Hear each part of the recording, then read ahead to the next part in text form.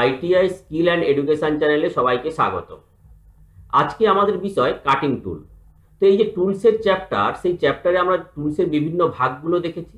তার মধ্যে আমরা marking tools, marking media, machine and machine tools, এরকম ধরনের কিছু টুলস আমরা আলোচনা করেছি। তো আজকে আমরা যেটা আলোচনা করব সেটা একটা ম্যাটেরিয়াল থেকে মেটাল রিমুভ করে যে আমরা একটা পার্টস, মেশিন পার্টস বা একটা কোনো একটা যন্ত্রাংশ তৈরি করব, সেই তৈরি করতে গেলে যে টুলসগুলো আমাদের প্রয়োজন হয় সেই টুলসগুলো সম্বন্ধে আমরা একটু দেখে নেব কিরকম কিরকম টুলস ব্যবহার হয়ে থাকে।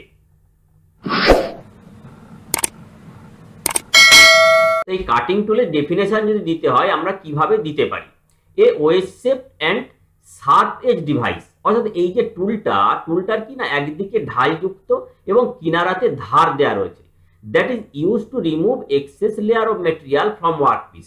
অর্থাৎ ওয়ার্কপিস থেকে অতিরিক্ত যে ম্যাটেরিয়ালটা রয়েছে সেই ম্যাটেরিয়ালটা রিমুভ করা হয় এর সাহায্যে, এবং বাই ভেরিয়াস অপারেশন, বিভিন্ন অপারেশনের মাধ্যমে, like sharing, cutting, scraping, chipping etcetera.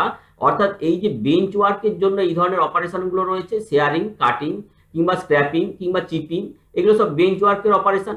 এছাড়াও রয়েছে মেশিনিং অপারেশন, দিয়ে কি হচ্ছে না to obtain desired shape, size and accuracy. অর্থাৎ সেই যে ওয়ার্ক পিসটাকে কি করা হচ্ছে, একটা নির্দিষ্ট আকৃতি দেওয়া হচ্ছে, একটা সাইজ করা হচ্ছে, কি করে না একটা নির্দিষ্ট মাপজোপের মাধ্যমে, দ্যাট ইজ কল্ড কাটিং টুল। সেটিকেই বলা হচ্ছে গিয়ে কাটিং টুল। অর্থাৎ কাটিং টুল সেটাকেই আমি বলবো যার কিনারাতে ধার রয়েছে, যেটা কিনা অতিরিক্ত ম্যাটেরিয়াল রিমুভ করতে পারে, এবং সেই ম্যাটেরিয়াল রিমুভটা করছে কিসের সাহায্যে, বিভিন্ন বেঞ্চ অপারেশন, যেমন শেয়ারিং, কাটিং, স্ক্র্যাপিং, চিপিং, এই যে বেঞ্চ অপারেশনগুলো রয়েছে, এবং সেই সঙ্গে মেশিনিং অপারেশনের মাধ্যমেও মেটালটা রিমুভ করতে পারে। সেই মেটাল রিমুভ করে সে একটা নির্দিষ্ট আকৃতি দিচ্ছে, যে আকৃতিটা একটা নির্দিষ্ট মাপের মধ্যেই হয়েছে, সেটিকেই বলা হচ্ছে গিয়ে কাটিং টুল। এই ওয়ার্কপিসের যে মেটাল তার ফিজিক্যাল প্রপার্টির উপর নির্ভর করে, কিংবা যে অপারেশনগুলো করা হচ্ছে সেটা বেঞ্চ ওয়ার্কের অপারেশন না মেশিনিং অপারেশন তার উপর নির্ভর করে, কিংবা মেটাল রিমুভিং রেটের উপরে নির্ভর করে এই যে কাটিং টুলের বিভিন্ন ম্যাটেরিয়ালের তৈরি হয়ে থাকে। সেই মেটালগুলো কি কি না, প্রথমত যেটা রয়েছে carbon steel, high carbon steel, high speed steel, alloy steel, tungsten carbide, ceramic এবং ডায়মন্ড। এইরকম ধরনের বিভিন্ন ম্যাটেরিয়াল দিয়ে কিন্তু কাটিং টুলগুলো তৈরি হয়ে থাকে। এখানে আমরা কিছু কাটিং টুল দেখতে পাচ্ছি। যে কাটিং টুলগুলো অপারেট করার জন্য যে পাওয়ারটা লাগে সেটা হচ্ছে হ্যান্ড পাওয়ার, অর্থাৎ ম্যানুয়ালি অপারেট হয়ে থাকে। প্রথমে যে ছবিটা দেখতে পাচ্ছি সেটা হচ্ছে স্ক্র্যাপার, অর্থাৎ জবের সারফেসের ওপরে ট্রুনেসটাকে ঠিক করার জন্য বা ফ্ল্যাটনেস ঠিক করার জন্য আমাদের এই ধরনের টুল ব্যবহার করা হয়ে থাকে। এবং এই ওপরে কোণার দিকে যেটা দেখতে পাচ্ছি সেটা ট্যাপ এবং ডাই, অর্থাৎ ইন্টারনাল বা এক্সটার্নাল থ্রেড কাটার জন্য এটা ব্যবহার করা হয়ে থাকে। এবং নিচে যেটা দেখতে পাচ্ছি এটা চিজেল, অর্থাৎ চিপিং এর কাজে ব্যবহার করা হয়ে থাকে। আবার এদিকে যেটা দেখতে পাচ্ছি সেটা হচ্ছে ফাইল, অর্থাৎ এক্সট্রা ম্যাটেরিয়াল রিমুভ করা, শার্প কর্নার বার রিমুভ করা, কিংবা কোনো অপারেশন, বেঞ্চ ওয়ার্কের কোনো অপারেশনের জন্য ব্যবহার করা হয়ে থাকে। এবং এই কোণের দিকে, ডান দিকে কোণের নিচে যেটা রয়েছে সেটা হচ্ছে হ্যান্ড ড্রিল, অর্থাৎ কোনো হোল জেনারেট করতে গেলে এই ধরনের ড্রিল আমরা ব্যবহার করে থাকি।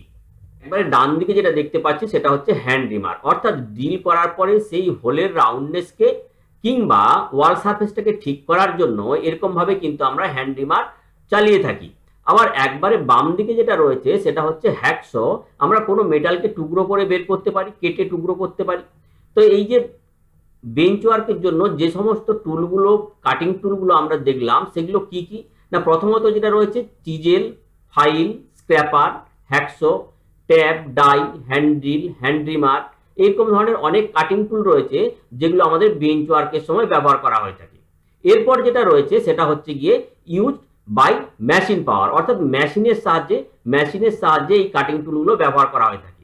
তো সেগুলো কি কি না, সিঙ্গেল পয়েন্ট কাটিং টুল, মিলিং কাটার, মেশিন ড্রিল, বোরিং টুল, ফ্লাই কাটার, রিমার, হক টুল, ব্রোচিং টুল, গ্রাইন্ডিং হুইল এবং হনিং টুল। সেগুলো কিরকম ধরনের একবার দেখে নেওয়া যাক। প্রথমে আমরা যেটা দেখতে পাচ্ছি সেটা হচ্ছে গিয়ে মিলিং কাটার। এরপরে এদিকে যেটা দেখতে পাচ্ছি ওপরে কোণার দিকে সিঙ্গেল পয়েন্ট কাটিং টুল, এবং তার নিচে যেটা রয়েছে সেটা হচ্ছে কি মেশিন ড্রিল, ড্রিল মেশিনে কিংবা লেদ মেশিনে ব্যবহার করা হয়ে থাকে।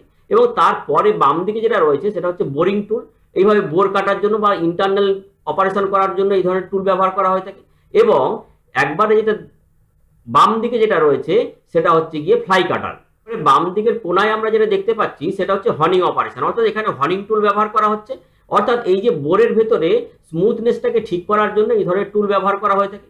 এবং ওপরে কোনায় যেটা দেখতে পাচ্ছি সেটা হচ্ছে গিয়ে রিমার বা মেশিনের সাহায্যে এরকম রিমিং করার জন্য ব্যবহার করা হয়ে থাকে, অর্থাৎ হোলের মধ্যে যেটা রয়েছে ওয়াল সারফেস এবং রাউন্ডনেসটাকে ঠিক করার জন্য। এবং এখানে আমরা দেখছি ব্রোচিং টুল, অর্থাৎ কোনো স্লট কাটার জন্য এই ধরনের টুল ব্যবহার করা হয়ে থাকে।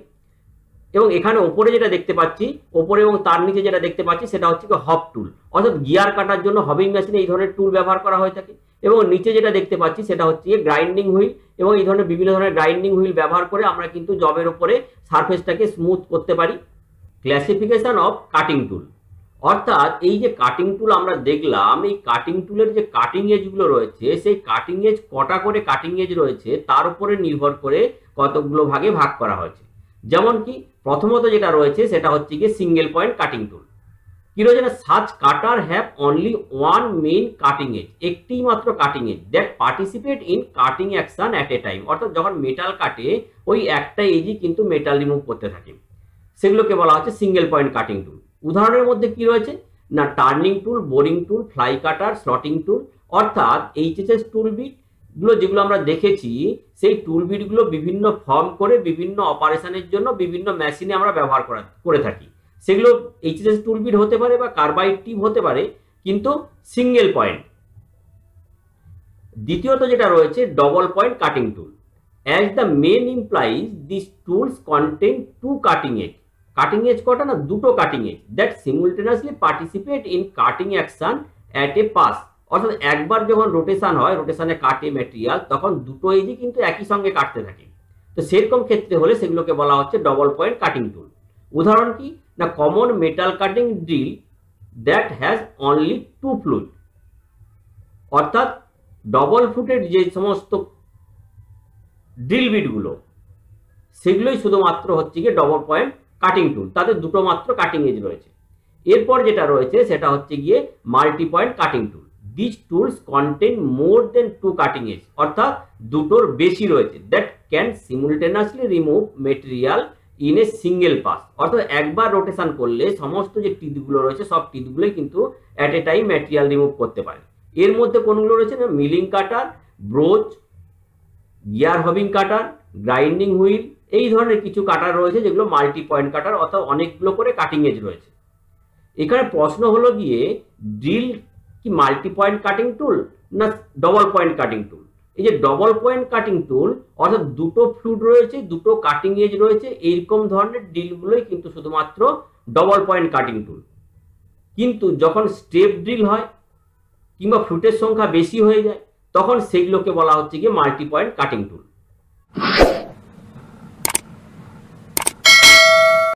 Thank you for watching.